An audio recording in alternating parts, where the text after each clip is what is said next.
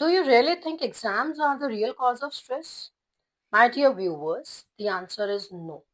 The exams are never stressful. It is the pressure, the expectations, the comparison, and the fear of results that create stress. Think about it. Exams क्या हैं? Just an assessment to check what you have learned. That's it. लेकिन जैसे दिमाग में ये बातें आने लगती हैं, अगर मैं फेल हो गया तो लोग क्या कहेंगे, मेरा पूरा फ्यूचर इसी रिजल्ट पर डिपेंड करता है, others are better than me, यहीं से स्ट्रेस शुरू होता है। ना तो क्वेश्चन पेपर से, ना ही सब्जेक्ट से स्ट्रेस होता है। स्ट्रेस होता है हमारे विचारों से, the thoughts attached to the exams. थोड़ी घबराहट होना गलत नहीं होता, बल्कि थोड़ी नर्वसनेस आपको एक्चुअली अलर्ट करती है, and it sharpen your focus, it pushes you to prepare. लेकिन जब डर आपकी प्रिपरेशन से बड़ा हो जाता है, then stress takes over. So the real issue is not the exams, it is our mindset about the exam. Now, let me talk to the parents.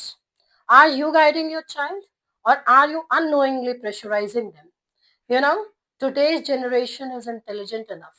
They know what to do, when to do, and how to do it. लेकिन बहुत सारे parents जो 35 से 55 साल की age group में है, sometimes even without realizing, they impose higher targets, bigger expectations, and sometimes even their own unfulfilled dreams on their children. अपने आप से ईमानदारी से पूछो, क्या ये आपके बच्चे का सपना है या आपका? जब आप ये कहते हैं कि 90% से ज़्यादा आने चाहिए, देखो दूसरे कितने अच्छे नंबर ला रहे हैं, डोंट लेट अस डाउन, तो इसमें बच्चा सिर्फ मोटिवेशन नहीं सुनता, समटाइम्स दे हैव प्रेशर। अब 2 तरह के बच्चों को देखिए, एक बच्चा जो 90% से ऊपर लेकर आता है, हमेशा पढ़ाई में लगा रहता है, शादियों में नहीं जाता, दोस्तों से नहीं मिलता, खेलता नहीं है। हाँ, वो पढ़ाई में बहुत अच्छा होगा, लेकिन क्या उसकी लाइफ बैलेंस्ड है? क्या उसमें एक्साइटमेंट है? क्या वो खुश है? और अब दूसरे बच्चे को देखिए जो 75 टू 80% लाता है। वो पढ़ाई भी करता है, दोस्तों से भी मिलता है, फैमिली फंक्शंस में भी जाता है, लोगों से बातचीत करता है, हँसता है, खेलता है, जीता है। He has balance. और अक्सर ऐसे बच्चे बड़े होकर ज़्यादा कॉन्फिडेंट होते हैं।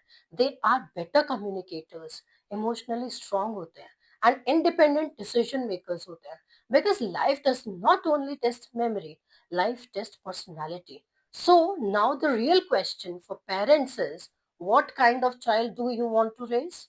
A high scoring child living under constant pressure, or a balanced happy confident child with slightly lower marks? क्योंकि परसेंटेज कुछ सालों तक मायने रखती है, लेकिन आपकी personality matters for a life time. Exams are temporary, mental health is permanent.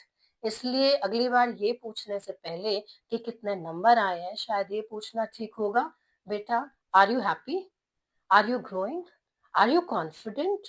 Believe me, that one change can reduce more stress than any motivational speech. Thank you.